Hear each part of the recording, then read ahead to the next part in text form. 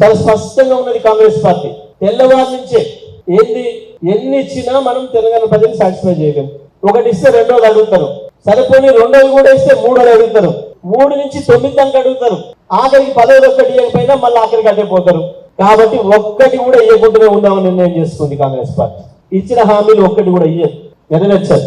ఇచ్చిన హామీలు పక్కన పెట్టి కేసీఆర్ ఇచ్చినవి కూడా ఇవ్వకుండా ఉండడంలో వాళ్ళకు ఉన్న ఏకైక కారణం, కేసీఆర్ అనవసరంగా దుబారా చేసిండు, ఎక్కడ కమిషన్లు వచ్చే అవకాశం లేకుండా చేసిండు. కాబట్టి కేసీఆర్ చేసినవి కూడా మనం చేయాలని లేదు.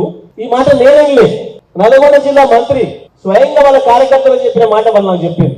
వాళ్ళు ఏదో పని ఉందని పోయి అడిగితే ఆయన అన్న మాట, ఊకోరా మీరు అడగచ్చు నాకడికి, నేనే పరేషాన్లు ఉన్నాం అంతా. ఆ కేసీఆర్ అంటాడు ఏళ్ళు కూడా చేసిపోయింది, ఇలా మొత్తం రూపాయి దొరకలేదు మాకు, అంత చక్కగా ప్రజలకు పోయినట్టు చేసిండు. హైదరాబాద్ నుంచి బయటకు వెళ్తే చక్కగా వాళ్ళ సెల్ ఫోన్లలోనే సపోర్ట్ వచ్చినట్టు చేసే మాకే ఉంది రా మధ్యన, మాకు లేక మేము ఏడుస్తుంటే మీరు వచ్చి మాకాడ ఏడుస్తున్నారు అని చెప్పాను కార్యకర్తలు పట్టుకొని. కేసీఆర్ ఏం చేసిండు, ఇక చేసిండు. ఎక్కడ మధ్యన ఇంత అవకాశం లేకుండా అవినీతికి సిస్టమ్స్ ఏర్పాటు చేసి వ్యవస్థలు చేసి వీళ్ళేం చేసిండు, ఇప్పుడు వచ్చిన పైసలు వచ్చినట్టు పెద్ద కాంట్రాక్టర్లకు ఇవ్వాలి, కమిషన్ తీసుకోవాలి.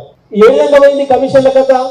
కేవలం కమిషన్ల కక్కుర్తి తప్ప అసలు రైతులు ఏమైతున్నారు, ప్రజలు ఏమైతున్నారు, మనం ఇచ్చిన హామీలు ఏంది అనేది ఏం లేదు. చాలా సాగుకున్నారు వాళ్ళు. దీపం ఉండగానే ఇళ్ళ సొక్క పెట్టుకోవాలన్న సామెత వాళ్ళకి అదొకటే గుర్తుంటది. ఇచ్చిన హామీలు గుర్తులేవు, ఒకటే ఒక సామెత గుర్తుంది, దీపం ఉండగానే ఇల్లు చక్కగా పెట్టుకోవాలి మనం. మళ్ళా 5 ఏళ్ల తర్వాతన కాళ్ళు మొక్కినా మనల్ని కలకరించరు తెలంగాణ ప్రజలు, మళ్ళా ఓటు వేయరు, మనం పోలేం వాళ్ళ వైపు.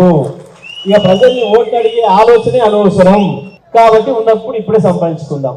ఎమ్మెల్యే స్థాయిలో ఎమ్మెల్యే, మంత్రి స్థాయిలో మంత్రి, ముఖ్యమంత్రి స్థాయిలో ముఖ్యమంత్రి ఈ కార్యక్రమంలో ఉన్నారు.